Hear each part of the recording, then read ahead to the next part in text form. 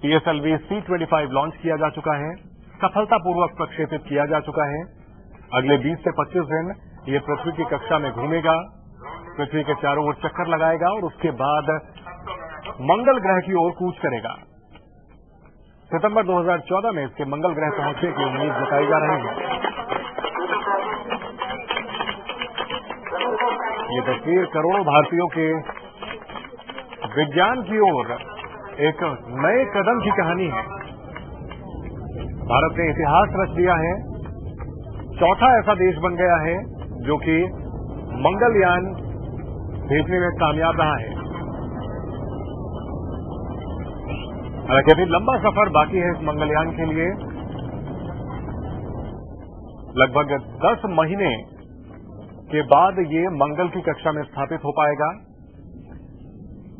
मंगलयान के प्रक्षेपण के साथ ही तकनीक की ओर एक नई छलांग लगाई है। इसरो के वैज्ञानिकों की यह बड़ी कामयाबी है। भारत ने इतिहास रच दिया है।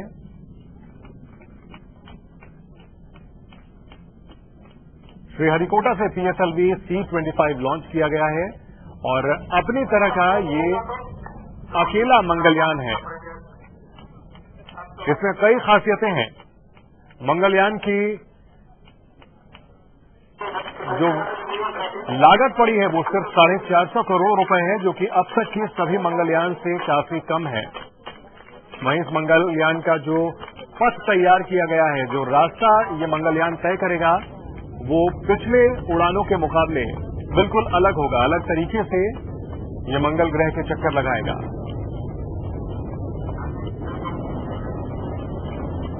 भारत के सभी नामी वैज्ञानिकों ने इसरो के वैज्ञानिकों को बधाई दी है। इस प्रक्षेपण को सफल करार दिया है।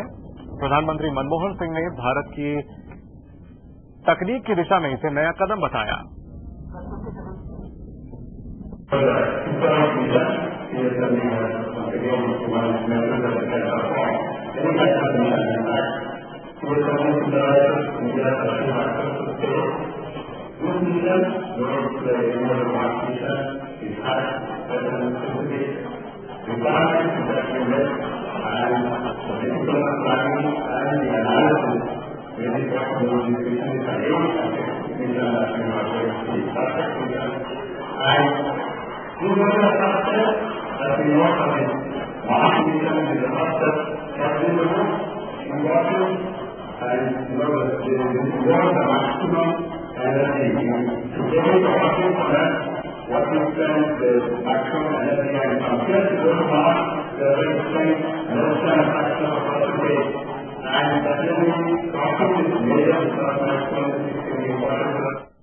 मंगलयान रवाना होने के बाद हमारे संवाददाता मनीष शुक्ला ने नेहरू तारामंडल की डायरेक्टर रत्ना श्री से बात की। इंडिया का मार्स मिशन शुरू हो चुका है और हमारे साथ इस वक्त नेहरू प्लेनेटोरियम के डायरेक्टर रत्ना श्री हमसे बात करते हैं। मैम, अब भारत के लिए ये जो मिशन है कितना इम्पोर्टेंट है? बहुत ही महत्वपूर्ण मिशन है। आप इसे हम भारत से टेक्नोलॉजी डेमोन्स्ट्रेशन अगर आप उस नजरिए से देख रहे हैं तो उसका महत्व तो है ही कि पृथ्वी से एक मिशन जो है हम मंगल की तरफ भेज रहे हैं, तो उसमें जितने भी चैलेंजेस हैं, बहुत ही ज्यादा चैलेंजेस हैं, उन सबको चैलेंजेस को मीट करते हुए मिशन ये जो है वे पॉइंट है। और दूसरा जो है आप साइंस के नजरिए से देखिए। जब साइंस के नजरिए से देखिए तो फिर आप इसे पूरे विश्व भर में मंगल की क्या समझ हुई है उस नजरिए से अगर आप देखें तो एक छोटा कदम भी जो है अगर क्रूशियल साइंस को अगर देख रहा है तो उस क्रूशियल साइंस को जो भी हमें सवाल का जवाब मिलेगा वो एक कदम आगे बढ़ने का होगा।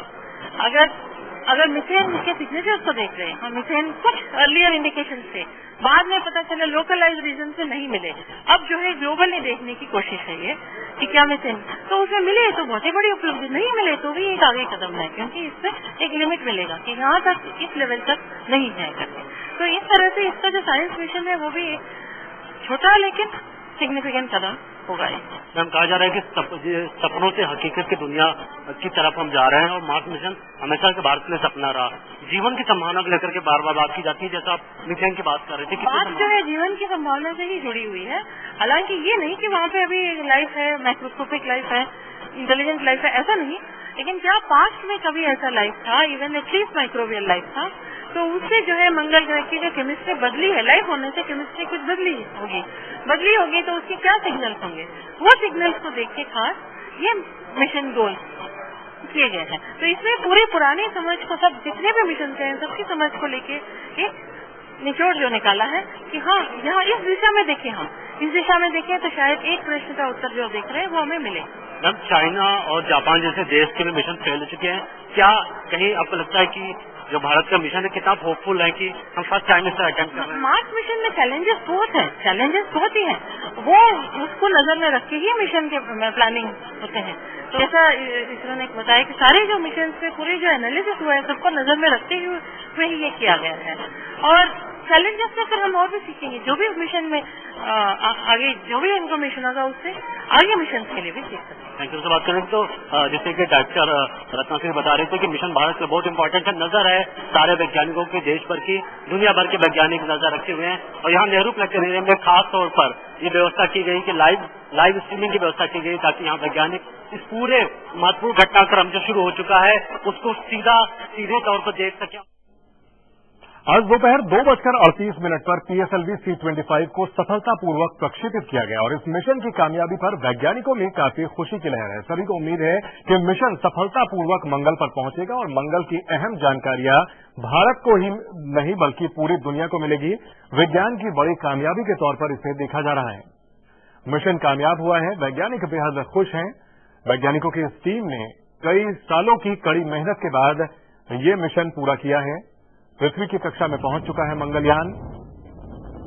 अब से लगभग 2.5 घंटे पहले इसे प्रक्षेपित किया गया, लगभग 1.5 घंटे पहले इसे प्रक्षेपित किया गया और अब पृथ्वी की कक्षा में यह पहुंच चुका है। करीब 4 करोड़ किलोमीटर का सफर तय करके अगले साल सितंबर 2014 तक यह मंगल की कक्षा में पहुंचेगा और कई अहम जानकारियां मंगल से जुड़ी हुई भारत को मिलेंगी।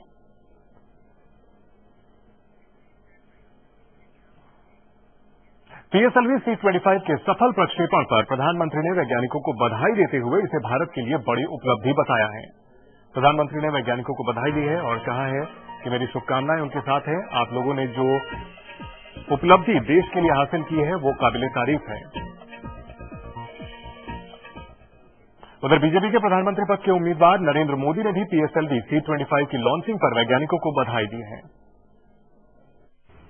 भारत के सभी वैज्ञानिकों को और मिशन मंगलम में लगे हुए सभी उनके साथियों को भारतीय जनता पार्टी की तरफ से हम बहुत बहुत बधाई देते हैं। उनके सफल प्रयासों के कारण आज विश्व में भारत अंतरिक्ष क्षेत्र में भी काफी ऊंचाई में अपना स्थान दर्ज करा लेगा। भारत की तरफ से जो मंगलयान छोड़ा गया है ये बाकी मंगलयान मिशन से बिल्कुल अलग है। मंगलयान की क्या खूबियां हैं ये हम आपको बताते हैं। मिशन का खर्च 450 करोड़ रुपए है, जो कि अब तक का सबसे किफायती मिशन बताया जा रहा है।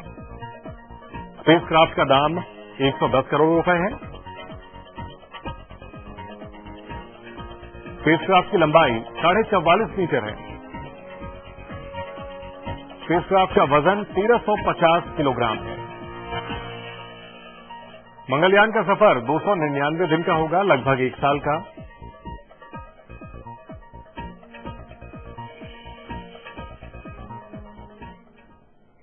लेकिन मंगलयान के सामने कई चुनौतियां भी हैं और क्या कुछ होंगी वो चुनौतियां हम आपको दिखाते हैं। 60% यान मंगल के ऑर्बिट में पहुंचते ही गुम हो चुके हैं, यानी सफलता का जो प्रतिशत है वो महज 40% है। 10 में से 6 विमान गुम हो जाते हैं। मंगल के ऑर्बिट में पहुंचते ही यान बेकाबू हो जाते हैं। इन चुनौतियों को ध्यान में रखकर ही मंगलयान को बनाया गया है। ऑर्बिट में पहुंचने के बाद यान पर काबू रखना सबसे बड़ी चुनौती होती है। तेज गर्मी और भीषण विकिरण के बीच यंत्रों को सुचारू रूप से चलाए रखना। जबरदस्त रेडिएशन होता है, सूरज की गर्मी से कई गुना ज्यादा गर्मी पैदा होगी।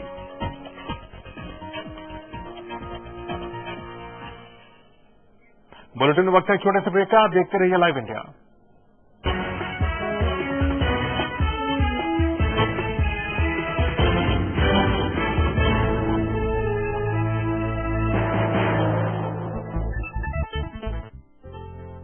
माँ और बाबा ने एक एक पैसा जमा कर मुझे पढ़ाने का फैसला लिया था। मैं जानता था कि उन्होंने खुद के लिए कभी कुछ नहीं किया, पर मेरी पढ़ाई लिखाई हमेशा के लिए सुरक्षित कर दी। इच्छाएं जहां उड़ान लेती हैं। समृद्ध जीवन multi state multipurpose cooperative society limited.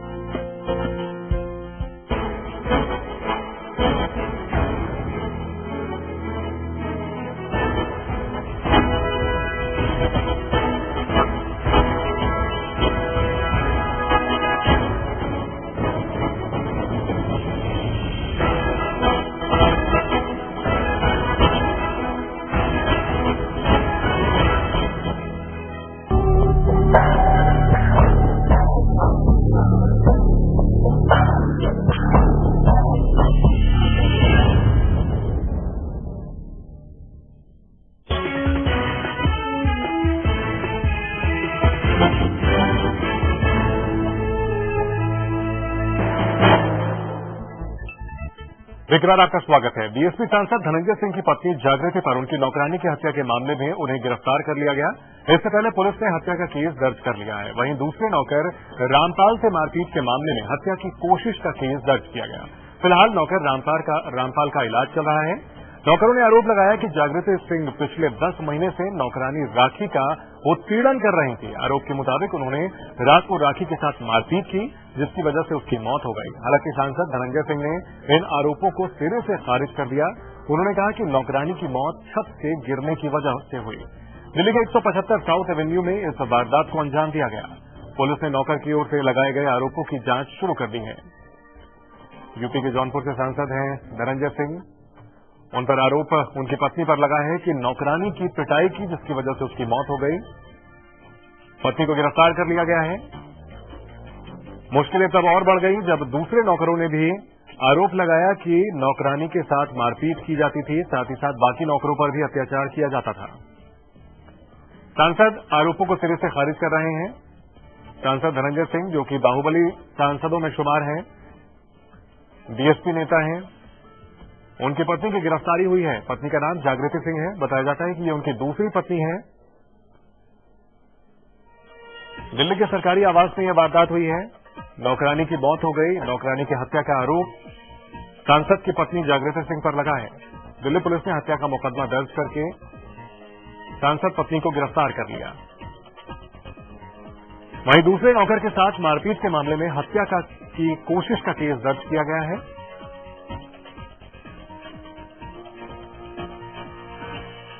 नौकर का नाम रामपाल है, जिसने आरोप लगाया कि सांसद के घर वाले उनके साथ मारपीट किया करते थे, उसकी जमकर पिटाई करते थे।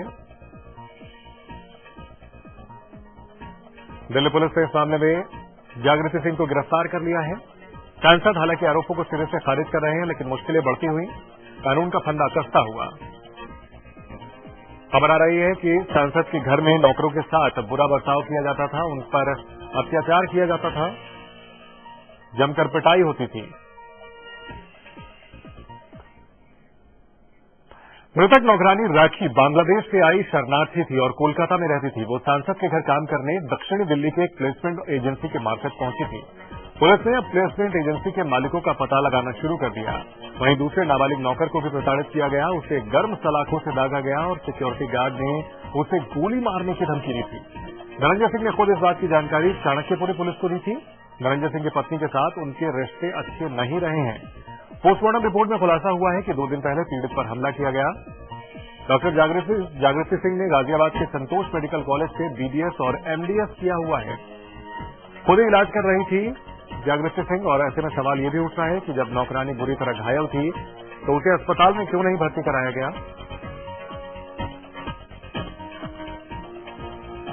कई सारे मामले इसमें सामने आ रहे हैं, कई पहलू खुलकर सामने आ रहे हैं।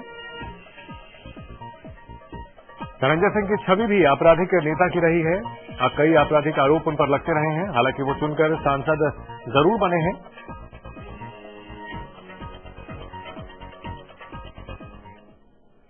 धनंजय सिंह बीएसपी के बाहुबली सांसद है। हत्या के आरोपों पर धनंजय सिंह ने सफाई देते हुए कहा कि नौकरानी राखी 3 दिन पहले छत से गिर गई थी, जिससे उसे गंभीर चोटें आई। कल रात उसकी मौत हो गई। हत्या के आरोपों जागृति में करीब 9-10 के बीच में मैं कॉन्स्टिट्यूंसी में था, तो फोन पे ऐसी घटना हो गई है। जो उन्होंने मुझे बताया कि नौकरानी हमारी गिर के उसको चोट लग गई है और मुझे लगता है उसकी डेथ हो गई। ये उन्होंने मुझे बताया 3 दिन पहले, उन्होंने ये मुझे बताया। डेथ की बात सुने तो मैं सीधे यहाँ पर तो आप जैसे पुलिस को इन्फॉर्म किया? हाँ, मैं आके यहाँ पुलिस को मैंने इन्फॉर्म किया। बिल्कुल। तो अभी क्या उनसे पूछताछ चल रही है पुलिस? वो पुलिस अपना काम कर रही है, उससे हम अभी कुछ नहीं है बता। जितना पुलिस को जानकारी उतना मुझे भी। वो नौकरानी आपके यहाँ कब थी, कितने दिनों से थी? आई थिंक पिछले 8-9 महीने अच्छा सर, वो कहाँ के रहने वाली थी? आपके तो उन्होंने ही किसी जो एजेंसी होते हैं सर्विस प्रोवाइडर, उनसे उन्होंने खुद ही उसको बात करके लिया है। मैं सिर्फ पैसा देता था, नथिंग मोर। घटना कब की है, कितने दिन? अब बताइए, मैं तो कह रहा हूँ पुलिस बेहतर बताएगी ना, मुझसे ज़्यादा पुलिस जानती है इस विषय में। तो बीएसपी सांसद काफी तनाव में नजर आ रहे हैं और सवालों का जवाब देते हुए वो सहज महसूस नहीं कर रहे हैं। मुश्किल खड़ी हो गई है क्योंकि पत्नी जागृति सिंह पर नौकरानी की हत्या करने का आरोप लगा है। पुलिस ने सांसद की पत्नी जागृति सिंह को गिरफ्तार कर लिया है। राखी नाम की नौकरानी जिसकी पीट कर हत्या की गई, एफआईआर दर्ज कर ली गई। दिल्ली के 175 साउथ एवेन्यू की है ये वारदात और सांसद महोदय की पत्नी को गिरफ्तार कर लिया गया है। वहीं एक दूसरे नौकर ने भी आरोप लगाया है कि सांसद के घर पर नौकरों की पिटाई आम बात थी, उन पर अत्याचार बहुत ही मामूली बात थी। 10 महीने से उत्पीड़न हो रहा था, उत्पीड़न बर्दाश्त नहीं कर पाई राखी नाम की वो लड़की और उसकी मौत हो गई। हत्या का आरोप सांसद की पत्नी पर लगा है। वहीं नौकर से मारपीट पर हत्या की कोशिश का भी केस दर्ज किया गया है। सांसद इस मामले में खुद को बेकसूर बताते हुए इसे एक्सीडेंट करार दिया जा रहा है। छत से गिरी थी और इसकी वजह से मौत हुई थी। सवाल ये उठता है कि अगर नौकरानी छत से गिरी थी, घायल हुई थी, उसे अस्पताल में भर्ती क्यों नहीं कराया गया? पुलिस अपना काम करेगी, धनंजय सिंह ने ये बात दोहराई है। सवाल जवाब पूछने पर झुंझला उठे और कहा धनंजय सिंह ने कि पुलिस से जाकर बाकी की पूछताछ की जाए।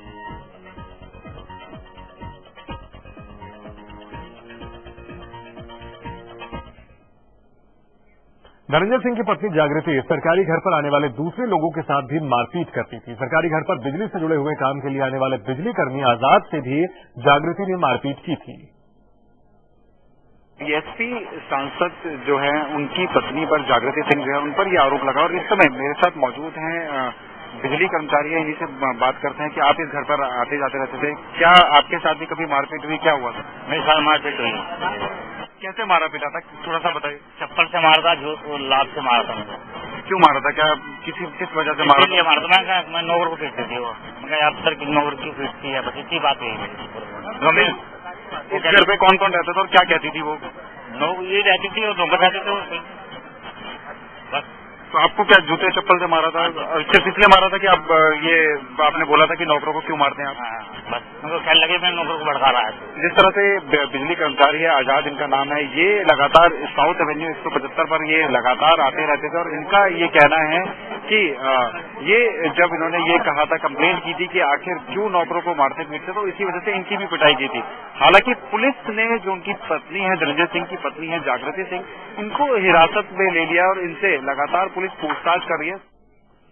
तो जाहिर सी बात है, सांसद की पत्नी की मुश्किलें बढ़ती हुई गिरफ्तारी हो चुकी है। इस बड़ी खबर पर हमारी नजर लगातार बनी हुई है। यहां रुकेंगे एक छोटे से ब्रेक के लिए।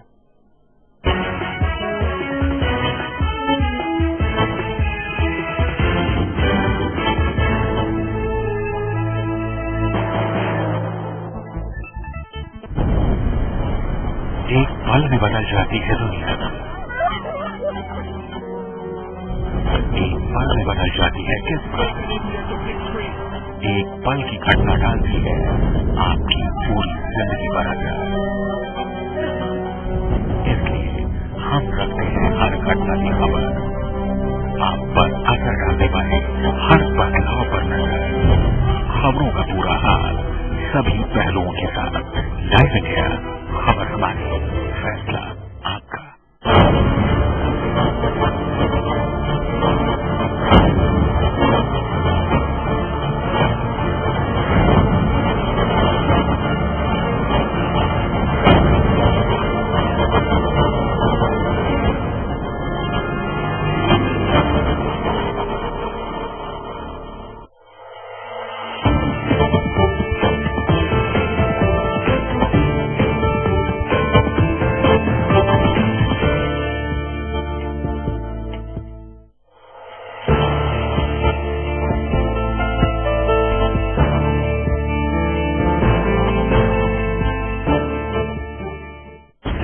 कोने कोने से वो खबर जो जुड़ी हो आपसे, मुद्दा राजनीतिक हो या सामाजिक, देखिए दिन भर की हर बड़ी खबर रोज 7 PM इंडिया और 9 PM इंडिया, सिर्फ लाइव इंडिया पर।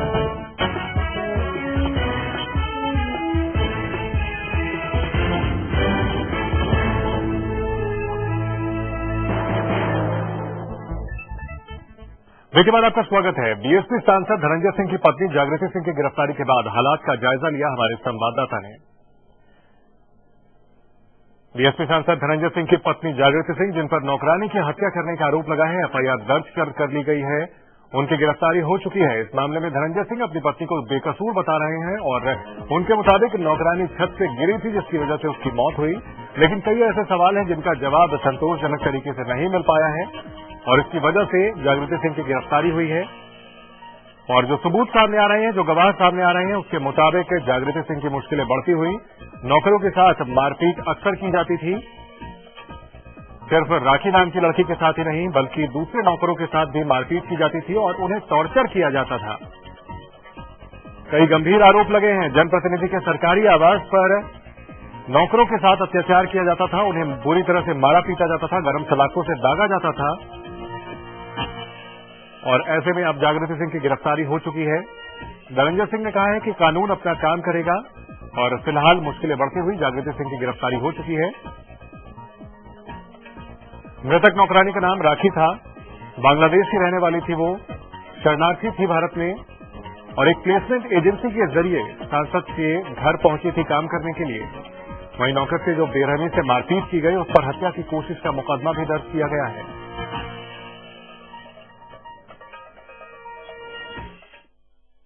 बीएसपी सांसद धनंजय सिंह की पत्नी और सीनियर डॉक्टर जागृति को दिल्ली पुलिस ने गिरफ्तार कर लिया है। दरअसल जागृति पर यह आरोप लगा है कि उसने अपनी नौकरानी की पीट कर हत्या कर दी। दरअसल ये घटना है सोमवार शाम की, जब दिल्ली पुलिस को ये इत्तला मिली कि साउथ एवेन्यू के फ्लैट नंबर 175 में नौकरानी का शव घर के अंदर पड़ा हुआ है। दिल्ली पुलिस जब मौके पर पहुंची और जब उन्होंने साथी नौकर से पूछताछ की, तब ये इन्वेस्टिगेशन में ये पाया कि जो जागृति है वो तकरीबन 1 साल से नौकरानी राखी को पीट रही थी और तभी इसी पिटाई के दौरान ही राखी की मौत हो गई। दिल्ली पुलिस ने जब इस बारे में जागृति से पूछताछ की, तब जागृति ने यह बताया कि 3 तारीख को जो नौकरानी राखी है वो छत से नीचे गिर गई थी। लेकिन फिर जब दिल्ली पुलिस ने जवाबी सवाल किया कि आखिर जब 3 तारीख को नौकरानी छत से गिर गई थी तो फिर उसे अस्पताल क्यों नहीं ले जाया गया, तो इसका जवाब जागृति के पास नहीं था। इसी वजह से दिल्ली पुलिस ने सरकमस्टेंसेस एविडेंस के तहत जागृति को 302 के तहत गिरफ्तार कर लिया। और साथ ही क्योंकि जो उसका साथी नौकर है रामपाल, उसने भी यही बताया कि जो जागृति है वो लगातार मार पिटाई करती थी और उस पर भी जान से मारने की कोशिश की गई है। इसी वजह से दिल्ली पुलिस ने 302 और 307 के तहत जागृति को गिरफ्तार कर लिया। जागृति बीएसपी सांसद धनंजय सिंह की पत्नी है और दिल्ली पुलिस जो धनंजय सिंह है उन्हें भी क्लीन चिट नहीं दिया, लगातार उनसे भी पूछताछ कर रही है, क्योंकि पुलिस ये जानना चाहती है कि आखिर क्या वजह थी कि जिस तरह से जागृति जो है लगातार नौकरानी को पीट रही थी और आखिर धनंजय सिंह का क्या रोल था। क्योंकि जब पूछताछ के दौरान धनंजय सिंह ने पुलिस को ये बताया है कि सोमवार को ही उनके पास एक फोन गया था और ये कहा गया था जो नौकरानी 3 तारीख को छत से नीचे गिरी थी और उसकी मौत हो गई। तो पुलिस ये जानने की कोशिश कर रही है कि आखिर धनंजय सिंह का क्या रोल था। कैमरामैन मुकेश के साथ रवि जल्होत्रा, लाइव इंडिया, दिल्ली। दिल्ली और आसपास के इलाकों में मौसम ने दोपहर बाद करवट बदली है। चारों तरफ घना अंधेरा छा गया। फिजाओं में धुंध छाई थी, लेकिन दिन चढ़ने के साथ ही धुंध का मौसम छटता दिख रहा था। लेकिन दोपहर में अचानक हल्की धूप को धुंध भरे बादलों ने ढक लिया। 3 बजे दोपहर के करीब सूर्य का दिखना बंद हो गया। जैसे ही शाम हो गई ऐसा लग रहा था। जानकारों के मुताबिक दिवाली के मौसम में पटाखों और प्रदूषण की वजह से मौसम में ये अचानक बदलाव आया है। वैज्ञानिकों ने हालांकि आगाह किया था कि मौसम में बदलाव दिखेगा, मौसम में ठंड बढ़ेगी, लेकिन धुंध से ढक गई है राजधानी। लाइव इंडिया संवाददाता शैलेंद्र नेगी हमारे साथ लाइव जुड़ चुके हैं इसी खबर पर। शैलेंद्र, अचानक मौसम में बदलाव आया है, घनी धुंध देखी गई है, और क्या कहते हैं मौसम विभाग के लोग, ये कब तक रह सकता है ऐसा मौसम? चंदन, ये मौसम विभाग के लोगों से जब हमारी बातचीत हुई तो उनका कहना था कि ये वेस्टर्न डिस्टर्बेंस का असर है और इसका असर पश्चिम उत्तर भारत में देखा जाएगा और जम्मू कश्मीर, हिमाचल और उत्तराखंड में जो है अगले 24 से 48 घंटे के अंदर बारिश हो सकती है और साथ ही दिल्ली और एनसीआर में भी बारिश हो सकती है। ये अनुमान पहले से था कि दिल्ली में इस तरीके का कोहरा और मौसम एक करवट बदलेगा, लेकिन जिस तरीके से आज दोपहर के बाद से 2 बजे के बाद से मौसम ने करवट बदली है और धुंध ज्यादा छा गई है, उससे हालांकि मौसम विभाग के जो अधिकारी हैं वो आश्चर्यचकित नहीं है, लेकिन ये अनुमान लगाया जा रहा है कि इस बार वेस्टर्न डिस्टर्बेंस की वजह से ठंड थोड़ा सा बिल्कुल मौसम में ठंड भी बढ़ेगी और इस तरह का मौसम अभी बना रहेगा। बहुत बहुत शुक्रिया शैलेंद्र पूरी जानकारी के लिए। इस बुलेटिन में फिलहाल इतना ही। देश और दुनिया की दमदार खबरों के लिए आप बने रहिए लाइव इंडिया के साथ।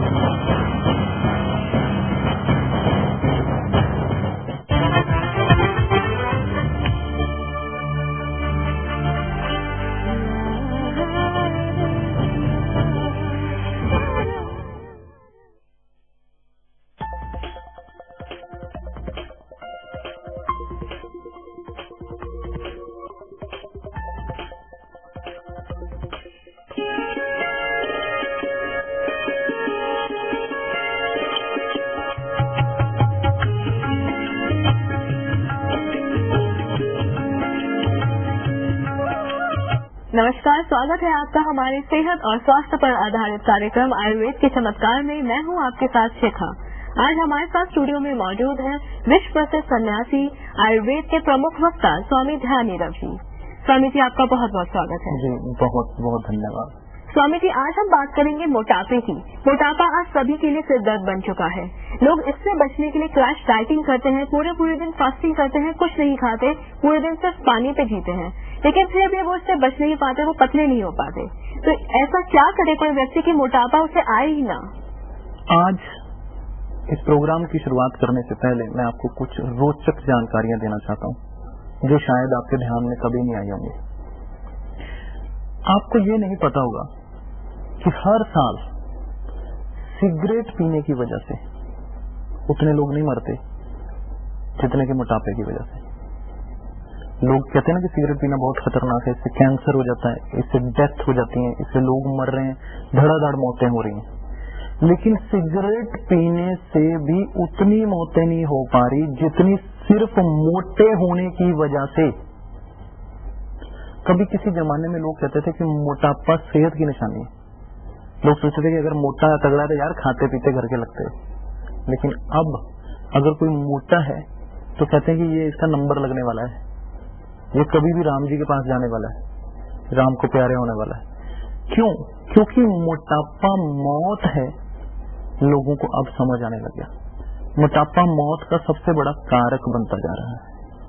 2010 की रजिस्ट्रार जर्नल ऑफ इंडिया की रिपोर्ट कहती है कि भारत में लगभग 40% लोगों को मोटापे के शिकार हो चुके हैं। 40% लोग। और सिर्फ पंजाब में 50% से ज्यादा लोग मोटे हुए हैं। आप औरतों को देखो, आदमियों को देखो, खा खाकर फटे जा रहे हैं, फूलले जा रहे हैं। ऐसे लग रहा है कि हो क्या गया इनको। कई बार तो मैंने लोगों को सुना है कि मैं तो 2 रोटी खाती हूँ फिर भी मोटी होती जा रही हूँ।